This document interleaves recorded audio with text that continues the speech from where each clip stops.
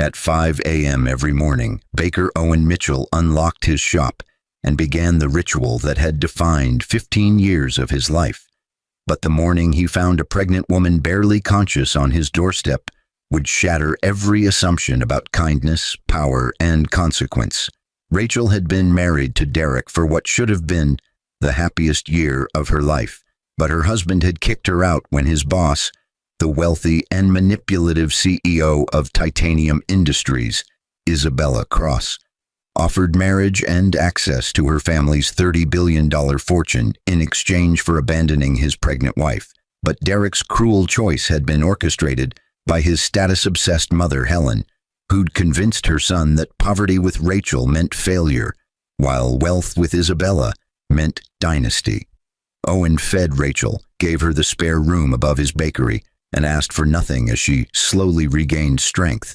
But what neither Derek nor Helen knew was that Rachel's supposedly poor background was a lie.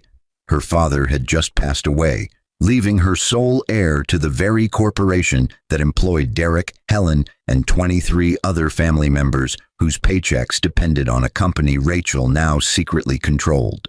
3 months passed with Rachel living quietly above the bakery, watching Derek's social media posts about his glamorous new life. But her silence wasn't surrender. It was preparation for the company's annual celebration, where Helen, spotting the woman her son had compassionately rescued, would make a fatal error by publicly spilling wine on Rachel's dress while mocking her poverty in front of the entire executive team. What Helen didn't see coming was Rachel's immediate response. A quiet phone call that triggered terminations, asset freezes, and investigations that would leave Derek, Helen, and their entire family tree homeless and bankrupt within 24 hours. But as Rachel's true identity spread through the party like wildfire, one question remained unanswered. Could Owen, the humble baker who'd shown her humanity when she had nothing, accept the powerful woman she'd always been, or would the revelation that she'd hidden her wealth destroy the only genuine connection she'd found? Dear viewers, this powerful story reveals how easily we judge people by their circumstances instead of their character. You'll discover why treating everyone with dignity matters, because today's vulnerable person might be tomorrow's decision-maker. Rachel's journey teaches us that revenge, while satisfying, raises difficult questions about our own integrity, and that genuine kindness creates connections money can't buy. What lessons did you take from this story? If you were Rachel, would you have forgiven Owen's doubt after everything? Drop your thoughts in the comments below. Subscribe for more captivating stories that entertain, inspire, and teach valuable life lessons. Don't miss out. What this story teaches. This transformative narrative reveals the devastating consequences of judging people by their temporary circumstances rather than their inherent worth, while exploring whether kindness given to the powerless remains authentic when that power is revealed. Viewers will discover that today's vulnerable person may be tomorrow's decision-maker, that family pressure can corrupt individual morality, and that revenge, while satisfying, raises profound questions about our own character. This story delivers profound lessons about empathy, the masks people wear in different social contexts, and the difference between transactional relationships and genuine human connection, wisdom that applies to every viewer's personal and professional life. Owen Mitchell's hands moved through the familiar dance of flour and water with the unconscious precision of 15 years' practice, but this particular November morning carried an unusual chill that made him glance toward the shop's front window more often than normal. The street outside remained dark except for the single lamp that illuminated his doorstep, casting long shadows that stretched toward the bakery like reaching fingers. But at 5:47 a.m., 13 minutes later than his usual arrival, something moved in those shadows that made Owen's heart constrict with immediate alarm. A woman lay crumpled against his door, her body twisted at an angle that suggested she'd been trying to reach the handle before consciousness abandoned her. But what froze Owen's breath in his chest was the unmistakable curve of advanced pregnancy, visible even through her inadequate jacket. He dropped the dough he'd been kneading and rushed outside, his flour-covered hands reaching for her shoulders as she stirred weakly at his touch. But her eyes, when they opened, held something worse than physical pain. They held the emptiness of someone who'd stopped expecting help from anyone. "I'm sorry," she whispered, her voice barely audible above the pre-dawn wind that whipped around them with November's cruelty. "I saw your light and thought maybe, but I shouldn't have bothered you." Owen didn't waste time with questions that could wait until she was warm and fed, but instead he carefully lifted her, shocked at how little she weighed despite her pregnancy, and carried her into the bakery's warmth where the ovens had been heating since 4 a.m. Her name was Rachel. She managed to tell him between sips of hot tea, but when he asked where she'd come from or who he could call, her face transformed with such sudden anguish that Owen immediately changed the subject to something safer: the cinnamon rolls currently browning in the oven that filled the shop with their comforting scent. What Owen didn't know as he fed Rachel that morning, offering her fresh bread, scrambled eggs, and the kind of no-questions-asked compassion that comes from genuine decency rather than expectation of reward, was that 8 hours earlier she'd been standing in the marble-floored foyer of the house she'd shared with her husband Derek, listening to him explain why their marriage was over. Derek's promotion to senior vice president at Titanium Industries had come with conditions that his boss, Isabella Cross, had made abundantly clear: marry me and secure your family's position in this company for generations, or stay with your pregnant wife and watch everyone you love struggle in positions they'll never advance beyond. But Derek's mother, Helen, had been in the room when Isabella made that offer, and her response had sealed Rachel's fate. "She's an anchor around your neck," Helen had hissed at her son, while Rachel stood there with her hand protectively covering her 8-month belly. "Isabella is offering you empire, legacy, power, everything I sacrificed to give you the education and connections to reach. But you're going to throw it away for what? A girl whose father worked as a corporate lawyer for a mid-sized firm before he died last month. She has nothing, Derek. No family, no money, no future worth having." Derek had looked at Rachel then, and she'd seen the calculation in his eyes that broke something fundamental in her soul: the mental math of weighing their year together against the billions Isabella represented. But what made his next words even more devastating was the apologetic tone he used, as if his cruelty was somehow a kindness. "You'll be fine, Rachel. You're young. You'll find someone else. But I can't turn down this opportunity. My whole family works for Titanium Industries. My mom, my uncle, my cousins, everyone depends on the connections Isabella's family provides. But if I stay with you, I'm not just hurting myself, I'm destroying their futures too." Rachel had tried to speak, to tell him the truth that would have changed everything, but Helen had cut her off with vicious efficiency. "Get out of this house before I call the police and have you removed for trespassing. But don't think you can come crawling back when that baby arrives looking for child support. Derek will contest paternity, and Isabella's lawyers will bury you in litigation until you give up. So take whatever you can carry and disappear before you make this harder than it needs to be." Now, sitting in Owen's warm bakery with bread and kindness offered freely, Rachel made a decision that would determine the trajectory of multiple lives. But she didn't share it with the gentle baker who'd saved her that morning. Instead, she asked the question that mattered most. "Do you have a room I could rent? I can pay, not much yet, but I will soon, and I promise I won't be any trouble." Owen looked at the exhausted pregnant woman whose story he didn't know, but whose desperation he could read clearly, and made his own decision based on nothing more complicated than basic human decency. "There's an apartment above the bakery that I've been using for storage, but it has a bed, a bathroom, a small kitchen. You can stay there as long as you need, and we'll figure out payment later when you're back on your feet." What neither of them knew was that Rachel's getting back on her feet would happen far faster than Owen imagined, but in ways that would test everything he believed about justice, revenge, and the true cost of kindness. Rachel spent her first week above the bakery sleeping 16 hours a day while her body recovered from 3 days of living on the street.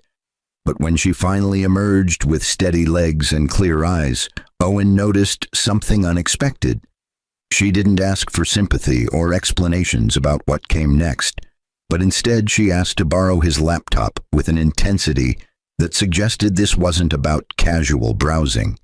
He handed it over without questions because that's who Owen was, a man who'd learned long ago that people revealed themselves through actions rather than interrogations. But what he didn't see was Rachel's hands trembling as she logged into email accounts that had been sending increasingly urgent messages to an address she hadn't checked since Derek had kicked her out. The first email was from Lawrence Brennan, senior partner at Brennan and Associates, and its subject line read, "Urgent estate settlement requires immediate attention. Titanium Industries. Ownership transfer." Rachel's father, James Whitmore, had died of a sudden heart attack exactly 9 days before Derek had abandoned her, but the timing hadn't been coincidental in the way grief counselors speak about stress-triggering medical emergencies. It had been coincidental in the way that transformed Rachel from a woman her husband viewed as worthless into the single most powerful person in an empire that employed 4,000 people, including every member of Derek's extended family. James Whitmore hadn't been a mid-level corporate lawyer as Helen had sneered, but rather he'd been the founder of Titanium Industries, who'd built a chemicals manufacturing empire from a single patent into a $30 billion corporation over 4 decades. But he'd lived modestly by billionaire standards because his wife's death from cancer had taught him that wealth meant nothing without people worth sharing it with. When Rachel had married Derek against her father's quiet concerns about the younger man's ambition, James had respected her choice and said nothing, but he'd also revised his will to ensure that when his time came, his daughter would inherit everything with one crucial condition. She had to prove she could lead the company before taking public control, which meant spending 90 days learning the business from the ground up, while the board believed she was merely a consultant hired to evaluate operations. That 90-day period had been set to begin the week Derek had kicked her out. But Rachel's homelessness had delayed everything while lawyers frantically tried to locate her. And now Lawrence's emails painted a picture of corporate chaos as the board scrambled to understand why their founder's succession plan remained frozen. What made Rachel's situation even more complex was that Derek, Helen, and 23 other family members had no idea who owned the company they worked for. James Whitmore had operated through holding companies and trusts that kept his name out of public records. But Isabella Cross, the woman Derek had married, certainly knew because her family's investment firm had been trying to acquire Titanium Industries for 5 years without success. Rachel sat in the small apartment above Owen's bakery and read through 3 weeks of accumulated emails that detailed exactly what had happened after her father's death. But what crystallized her resolve wasn't the lawyer's increasingly desperate requests for her to come forward. It was the Google alert about Derek and Isabella's engagement party that appeared in her feed with photos of her husband laughing beside his new wife, while Helen stood in the background, wearing diamonds that suggested the family had already started spending money they assumed Isabella's wealth would provide. The caption under one photo made Rachel's jaw tighten with cold fury. Derek Thompson, recently promoted senior VP at Titanium Industries, celebrates his engagement to CEO Isabella Cross, whose family's Cross Capital Group has been in acquisition talks with the manufacturing giant. But sources say Thompson's insider position could finally close a deal that's eluded investors for years. So that was the play, Rachel realized, as pieces clicked into place with sickening clarity. Isabella hadn't just wanted Derek for romance, or even for the social climb of marrying into her CEO position. but rather she'd wanted him because she believed his family's deep roots in titanium industries would give her the internal leverage to force a sale that her money alone couldn't accomplish.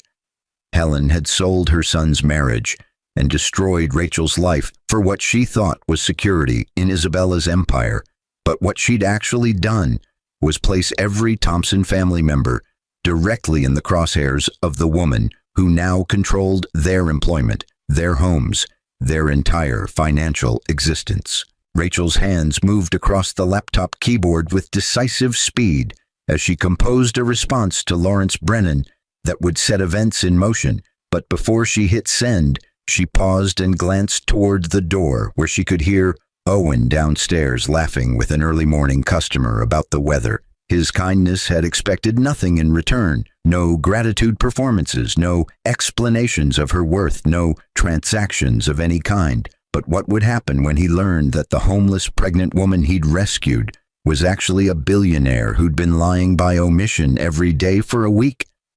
The thought troubled Rachel more than she wanted to admit, but she pushed it aside because revenge required focus, and Derek's betrayal demanded consequences that extended beyond personal hurt into corporate restructuring. She typed quickly, "Lawrence, I'm ready to assume control, but I need you to prepare termination packages for the following employees." And then she began, listing names that started with Derek Thompson and Helen Thompson and continued through cousins, uncles, and aunts who'd spent Thanksgiving dinners telling Rachel she wasn't good enough for their family, not knowing she'd remember every slight when the power shifted. But Rachel added one more instruction that revealed the calculated patience her father had taught her. "Don't execute any terminations yet, but have everything prepared for my signal, which will come at the annual company celebration in 3 months. I want to see exactly who these people are when they think they've won everything, and I want them to see who I am when they lose it all in a single moment." 3 months would give her time to recover from pregnancy, to deliver her baby in peace without the stress of corporate warfare. But more importantly, it would give Derek and Helen time to believe their cruelty had succeeded without consequences. Rachel closed the laptop and walked to the window where she could see Owen's bakery sign glowing in the pre-dawn darkness. But what she couldn't see was how her plans for calculated revenge would collide with the genuine connection forming between herself and the only person who treated her like a human being, rather than an asset or an obstacle. Downstairs, Owen packaged fresh croissants for his regular morning customers and wondered if Rachel was okay. But he never wondered if she was anyone other than who she appeared to be, because it never occurred to him that people hid power the same way they hid weakness. That assumption would cost him everything or save him from ruin. The outcome would depend entirely on what happened at a party still 3 months away, but already inevitable as gravity. Rachel's daughter arrived on a February morning when snow fell softly outside the bakery windows. But the labor that brought Emma into the world happened with only Owen present, because Rachel had no one else to call and refused to let the baker contact any hospitals until the contractions were too close to ignore. Owen had driven her to County General with flour still dusting his shirt from the morning's baking, but what struck him most wasn't the clinical efficiency of the delivery room. It was the way Rachel gripped his hand with desperate strength while tears streamed down her face, not from physical pain, but from the realization that her daughter's father had chosen money over witnessing this moment, and that choice could never be undone, regardless of what revenge might accomplish. "She's perfect," Owen whispered when the nurse placed Emma in Rachel's arms, but he saw something shift in Rachel's expression that made him understand she was calculating something, far beyond the immediate joy of new motherhood. The baby had Derek's dark hair but Rachel's determined chin, and Owen watched as Rachel traced her daughter's tiny features with one finger while making silent promises he couldn't hear but could sense in the fierce protectiveness that radiated from her entire body. Yet what Owen didn't know was that Emma's birth had just activated a trust fund worth $200 million specifically designated for James Whitmore's grandchildren, money that would be transferred to Rachel's control the moment she filed the birth certificate with her daughter's legal name. Emma Whitmore, not Emma Thompson, because Derek had surrendered his parental rights when he'd abandoned them. The weeks after Emma's birth settled into a rhythm that felt almost normal despite its underlying strangeness. But Owen found himself drawn deeper into Rachel's life in ways that transcended simple landlord kindness. He'd close the bakery early to hold Emma, while Rachel showered, but he'd also stay up late talking with Rachel about everything except the past she never discussed, or the future she was clearly planning. And somewhere in those sleep-deprived midnight conversations about philosophy and parenthood, and the way bread required both patience and precision to rise properly, Owen began to feel something that terrified him precisely because it felt so right. Rachel was brilliant, damaged, and secretive in equal measures, but she was also funny and thoughtful, and completely devoted to Emma in ways that made Owen wish he could provide more than just a modest apartment and free pastries. Yet he never voiced those feelings because what could a baker offer a woman who deserved so much more than the little he had?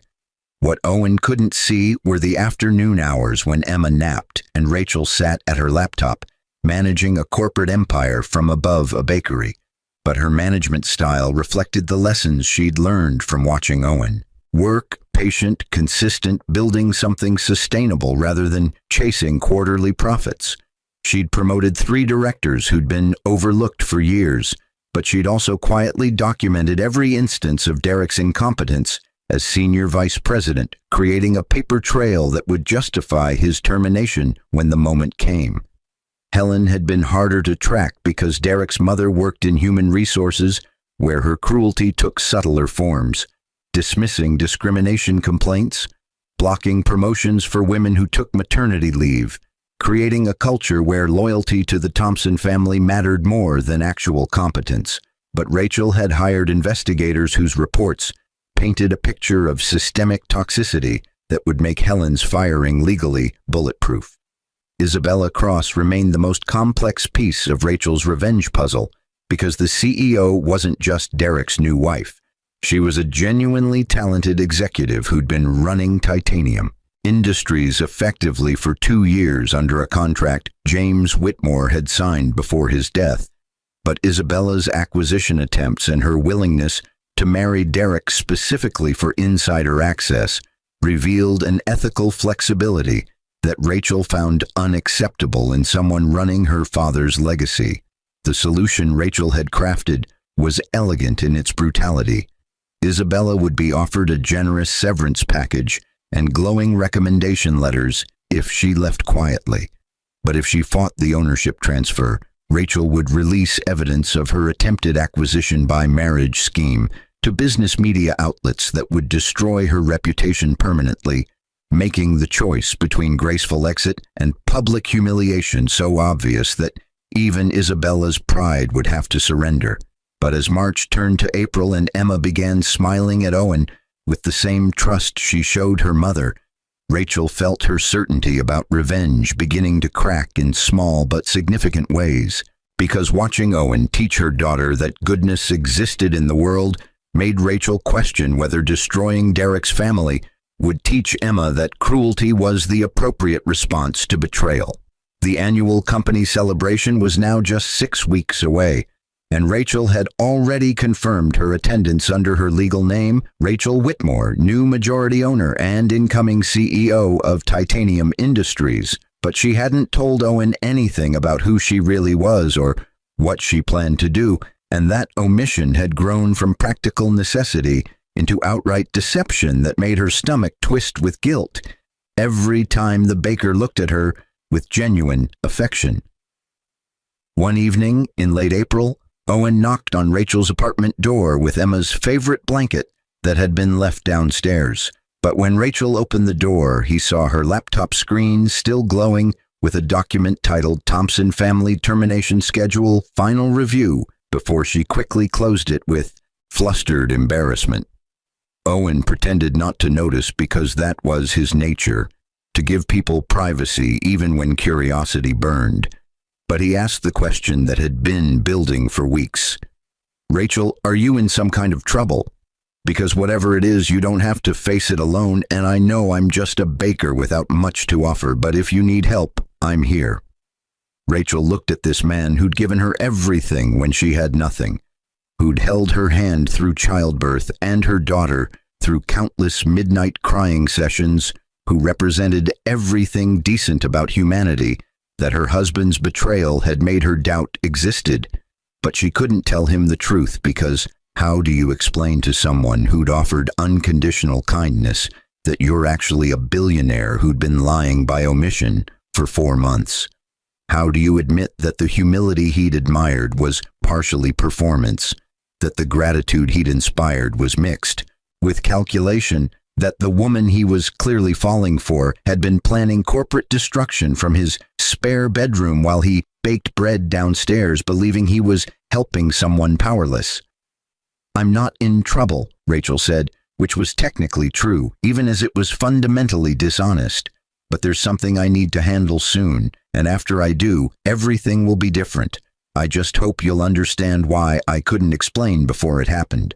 But I promise I'll tell you everything after the company party I'm attending in 6 weeks. Owen heard company party and assumed Rachel had found a job, which filled him with pride that she'd rebuilt her life so quickly, but also with sadness that she'd be leaving the apartment above his bakery and taking Emma with her to whatever new future she was building.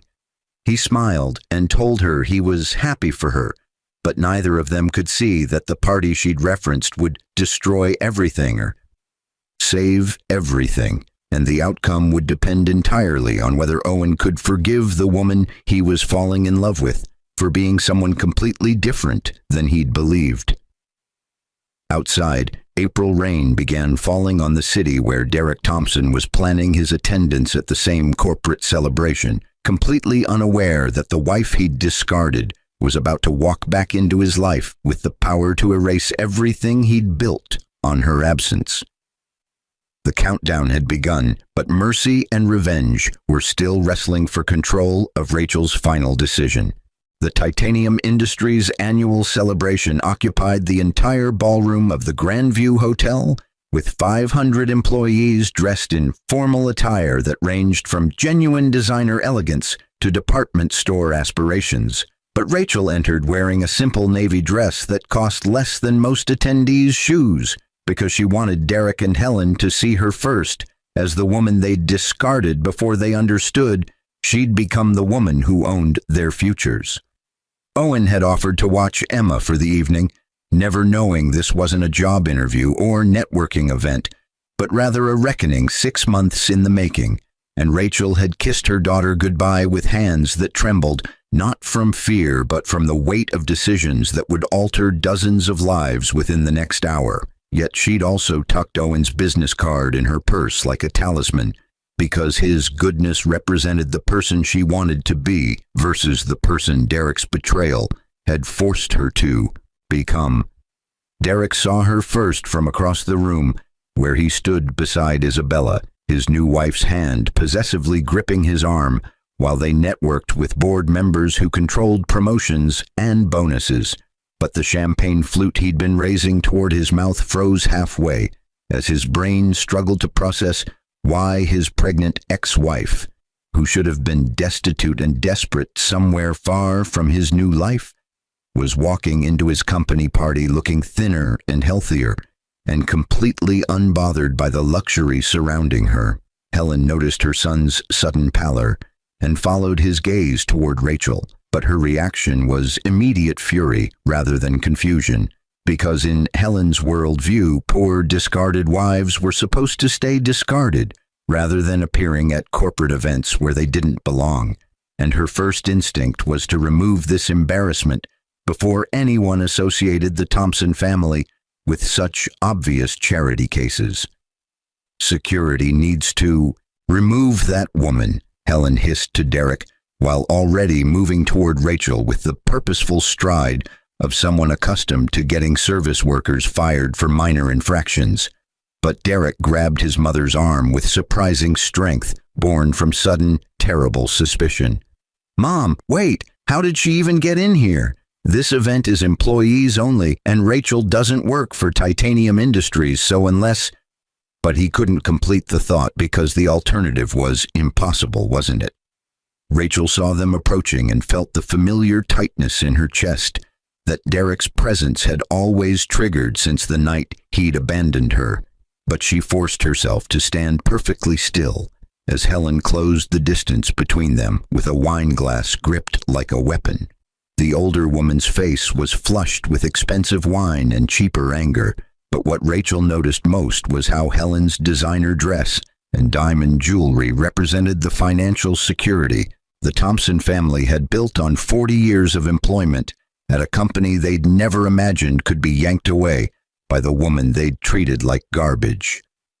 "I don't know how you conned your way into this event," Helen announced loudly enough that nearby conversations stopped and heads turned toward the confrontation. "But you need to leave before I have you arrested for trespassing, because clearly the baker who rescued you didn't teach you to know your place." She emphasized baker with such contempt that Rachel felt anger spike through her calculated calm, but Helen wasn't finished with her performance. "My son showed you mercy by helping you after Derek moved on to someone appropriate for his station, but you're pathetic enough to stalk him to his workplace. Let me help you understand something about reality." Helen threw the wine directly at Rachel's face, but the arc of expensive Bordeaux that should have humiliated caught Rachel across her chest and dress instead, because she'd turned slightly at the last second, and the room erupted in gasps as 200 witnesses watched Helen's assault play out in crystal clear view of everyone who mattered. Derek started to move forward but froze as Isabella's grip on his arm tightened with sudden steel strength, and when he looked at his wife's face, he saw an expression of absolute terror that he couldn't understand, because how would Isabella know what he was only beginning to suspect? Rachel calmly pulled her phone from her purse while wine dripped down her dress, but her voice, when she spoke, carried across the silent ballroom with the authority of someone who'd been holding power in reserve for exactly this moment. "Helen Thompson, you're terminated, effective immediately, for assault of the company owner. But Derek Thompson, you're terminated for gross incompetence documented over 6 months. And Isabella Cross, your contract as CEO is ended per clause 17, which allows immediate removal for attempted acquisition through fraudulent means." She pressed a single number on her phone and said clearly, "Lawrence, execute all terminations and asset freezes now." The ballroom remained frozen in confused silence for exactly 8 seconds before Lawrence Brennan entered through the main doors with security personnel and lawyers carrying termination documents that had been prepared months in advance. But the true chaos began when someone from the board shouted, "Who the hell are you to fire anyone?" And Rachel turned to face the crowd with wine still staining her dress like evidence of their collective cruelty. "I'm Rachel Whitmore, daughter of James Whitmore, who founded this company 43 years ago, and as of his death 6 months ago, I own 100% of Titanium Industries through inheritance," Rachel announced, while Helen's face drained of color so completely she looked corpse-like. "My father built this company on principles of integrity and respect, but some of you have corrupted that culture into something that prioritizes connections over competence and cruelty over character, so I'm making changes starting tonight." Derek finally found his voice through shock that felt like drowning. "You were homeless. You had nothing. I watched you beg for help. But you're saying you owned this company the entire time I was working here? The entire time my mother was—" He couldn't finish because the implications were destroying him in real time. "I was homeless because you kicked me out 8 months pregnant," Rachel said with controlled fury that made several board members step backward instinctively. "I was starving because your mother told me I was worthless without family or money. But what neither of you knew was that my father had just died and left me everything, including the company that employed your entire family. I could have revealed myself immediately, but I wanted you to show me exactly who you were when you thought you'd won everything by discarding me. And you showed me that cruelty runs so deep in the Thompson family that Helen just assaulted me in front of 500 witnesses rather than showing an ounce of human decency. Isabella spoke for the first time, her CEO composure cracking into desperate calculation. Rachel, I didn't know Derek was married when I made my proposal. He told me he was single, and my acquisition attempts were legitimate business negotiations, not fraud. So you can't terminate me for... You married him 3 weeks after his divorce was filed, Rachel interrupted coldly. My investigators have emails between you and Derek planning the marriage before he'd even told me he was leaving, and those same emails discuss how your family's cross-capital group would finally acquire Titanium Industries once you had internal leverage through Derek's position. That's not legitimate business. That's conspiracy and attempted acquisition through deception. So your termination stands, and my lawyers will be filing suit against Cross Capital for attempted hostile takeover through fraudulent means. Helen had been standing paralyzed, but suddenly lunged toward Rachel with hands extended, like she intended physical violence. Yet security caught her before she covered half the distance, and the older woman's screams of, "You vindictive bitch! You destroyed my family for revenge!" echoed through the ballroom in a display that confirmed everything Rachel had said about Thompson family character. Derek didn't defend his mother or attack Rachel. He simply stood there watching his entire life collapse, while understanding that he'd traded his pregnant wife for wealth that never existed and power that was being stripped away by the woman he'd considered worthless. But Rachel wasn't finished, and what happened next would either prove she'd learned nothing from Owen's kindness or everything from it. Derek Thompson, Helen Thompson, and 21 other Thompson family members are terminated immediately, with no severance or references, but the remaining 4,000 employees of Titanium Industries will keep their jobs with improved benefits starting next month, because my father didn't build this company to enrich one family's cruelty. He built it to provide honest work for honest people.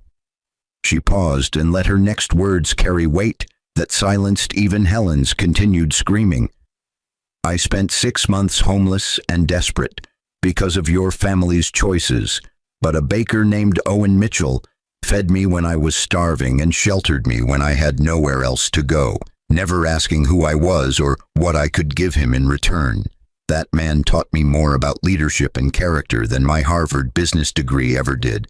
So I'm establishing the Owen Mitchell Employee Compassion Fund with $10 million to help any Titanium Industries employee facing personal crisis, because kindness should be rewarded in this company even when revenge demands satisfaction. The ballroom erupted in applause from employees who'd suffered under Thompson family nepotism for years. But Rachel didn't stay to accept congratulations because she needed to face Owen and tell him the truth before he heard it from news coverage that would dominate tomorrow's headlines. She left through the service entrance while security escorted Helen, Derek, and Isabella out the front doors toward uncertain futures without employment, assets, or the social status they'd valued more than basic human decency. But Rachel's mind was already racing ahead to the conversation she'd been dreading for 6 months. Owen was reading Emma a bedtime story when Rachel returned to the bakery at 9:47 p.m., with wine still staining her dress and tears streaming down her face. But the tears weren't from triumph. They were from terror that she'd destroyed the only genuine relationship she'd built by hiding her identity from the man who deserved honesty most. She'd climbed the stairs to find Owen rocking Emma gently while singing off-key lullabies that made Rachel's heart break with how much she'd come to love this simple goodness. Yet when he looked up and saw her tear-stained face, his immediate concern was for her safety rather than explanation of why she looked like she'd survived an assault. "Rachel, what happened? Are you hurt? Should I call the police?" Owen stood carefully to avoid waking Emma, but his free hand reached for Rachel's shoulder with the protective instinct that had defined their entire relationship, and that gentle touch made Rachel's carefully constructed composure shatter completely. "I need to tell you something that's going to change how you see me," Rachel whispered, while taking Emma from his arms and holding her daughter like a shield against Owen's coming judgment. "I'm not who you think I am. I'm not poor or powerless or someone who needed rescue, but I am someone who needed exactly what you gave me when I had nothing left. And I'm terrified that the truth will make you hate me for lying by omission for 6 months." Owen listened as Rachel explained everything: her father's death, the $30 billion inheritance, Derek's betrayal orchestrated by Helen's greed, the calculated revenge she'd planned from above his bakery, while he'd believed he was helping a struggling single mother, and the wine incident tonight that had triggered terminations affecting dozens of lives, including people who might have been innocent bystanders to Thompson family corruption. She spoke for 20 minutes without stopping because pausing would mean seeing his reaction, but eventually she ran out of words and had to face the man whose opinion suddenly mattered more than any corporate victory. Owen sat down heavily on the couch that had been his first gift to Rachel after she'd moved in, and for a long moment he said nothing while processing revelations that rewrote 6 months of memories and assumptions. But when he finally spoke, his voice held confusion rather than anger.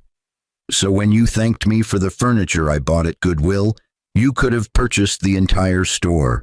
When you cried about not being able to afford baby supplies, you had millions of dollars you could have accessed. When I offered to pay for Emma's pediatrician because you said money was tight, you were actually planning corporate warfare from my laptop." "Yes," Rachel admitted miserably, "but Owen, the gratitude was real even if the poverty wasn't, because you gave me something money couldn't buy. You treated me like I mattered when everyone else who was supposed to love me had decided I was disposable. Derek kicked me out because wealth mattered more than our marriage. Helen called me worthless because I couldn't offer social advancement, but you fed me and sheltered me and held my hand through childbirth without calculating what you'd gain from the relationship. And that kindness saved me in ways that had nothing to do with physical survival." Owen stood and walked to the window that overlooked the street, where his bakery sign still glowed in the darkness, but his shoulders held tension that suggested he was wrestling with questions that didn't have easy answers. "Did you ever plan to tell me the truth, or was I just convenient free childcare and emotional support while you plotted revenge against your ex-husband? Because I fell in love with who I thought you were, Rachel, but now I'm realizing I don't actually know you at all, and that person I loved might have been a performance this whole time." "I fell in love with you too," Rachel said quietly, and those words hung in the air between them like a confession that changed everything or meant nothing depending on Owen's next choice. "I didn't plan to. I was supposed to keep everyone at distance until my revenge was complete, but you made that impossible because you're genuinely good in ways I'd started to believe didn't exist. And yes, I should have told you the truth weeks ago, but I was terrified of exactly what's happening right now. You looking at me like I'm a stranger who manipulated your kindness for strategic advantage." Owen turned from the window and looked at Rachel holding Emma, but what he saw wasn't the billionaire CEO who'd just destroyed multiple lives with a phone call. He saw the exhausted woman who'd sobbed in his arms after childbirth while mourning that her daughter's father had chosen money over witnessing that sacred moment. And he saw the gentle mother who'd sung Emma the same off-key lullabies he'd taught her because she'd never had parents who'd taught her softer ways of being. Money hadn't changed those moments or made them less real, but deception had put a filter over everything that Owen couldn't simply ignore because forgiveness required more than good intentions. "I need time to process this," Owen said finally, and Rachel nodded because demanding immediate forgiveness would only prove she'd learned nothing from 6 months of watching how patience built trust better than pressure ever could. "I don't hate you, Rachel. I could never hate you because what we built together was real, even if it was built on incomplete truth. But I need to figure out if I can love the person you actually are instead of the person I thought you were. And that's going to take more than one conversation after you just admitted to 6 months of strategic omission." Rachel handed Emma to Owen because her daughter deserved the stability of his presence, even if Rachel herself had forfeited that right through deception. But before leaving the apartment, she pulled an envelope from her purse that contained documents she'd prepared weeks ago in case this moment arrived. "This is the deed to the bakery building and the 10-year property tax prepayment. But there's also a trust fund for Emma's education and an employment offer for you as Director of Community Relations at Titanium Industries if you want it, which pays $250,000 annually, but mostly involves consulting on employee welfare programs because you understand human dignity better than anyone I've ever met." Owen looked at the envelope but didn't take it, and his expression held something Rachel couldn't read until he spoke with quiet devastation. "You're trying to buy my forgiveness with money and job offers, but that's exactly what Derek did wrong. He calculated relationships like transactions where value determined worth, and you're doing the same thing right now by assuming generosity can erase deception. I don't want your building or your money or your prestigious job title, Rachel. I want to know if the woman who cried in my arms about feeling worthless was ever real, or if she was just another calculated move in your revenge strategy." Rachel set the envelope down and walked toward the door, but she paused with her hand on the handle because Owen deserved the truth, even if it cost her everything.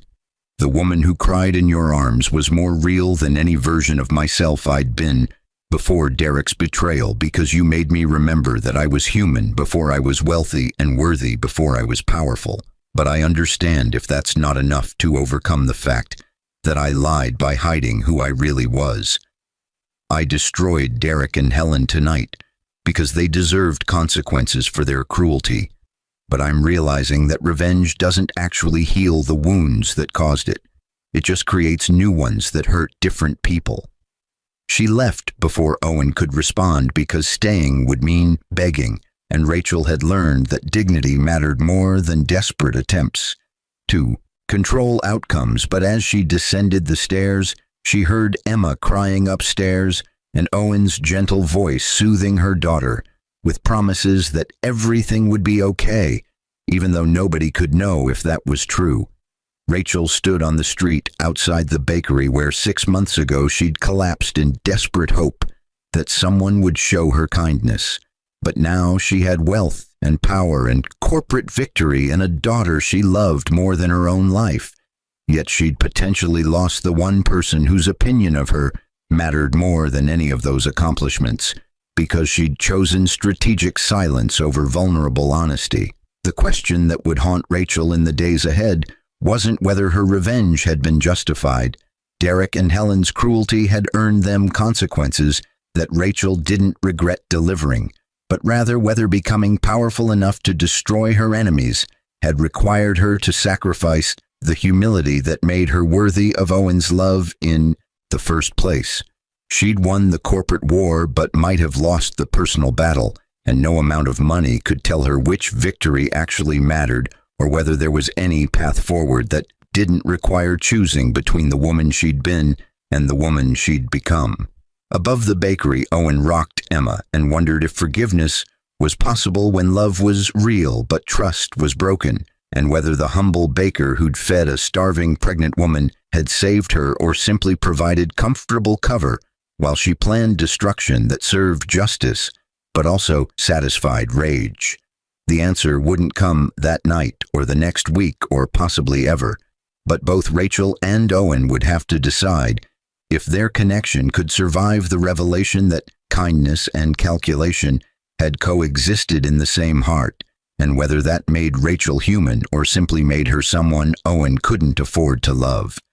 The city lights glittered outside like false promises while two people, who'd found unexpected connection through crisis, now faced the harder question of whether honesty could rebuild what deception had fractured. But that answer would take time and choices that neither of them were ready to make, while wine-stained dresses and shattered assumptions still felt too fresh to process clearly. Somewhere across the city, Derek and Helen Thompson sat in a house they'd be evicted from within 30 days, finally understanding that the woman they'd discarded as worthless had been priceless all along, but their belated realization came too late to save them from consequences. They'd spent 6 months earning through cruelty they'd never imagined would be repaid with mathematical precision by the victim they'd assumed would stay powerless forever. Justice had been served, but mercy remained uncertain, and the final cost of revenge versus the ultimate value of forgiveness would only be calculated in the months ahead when Rachel and Owen would have to choose between the safety of separation and the risk of rebuilding something genuine from the ruins of deception that had sustained them both through their darkest season.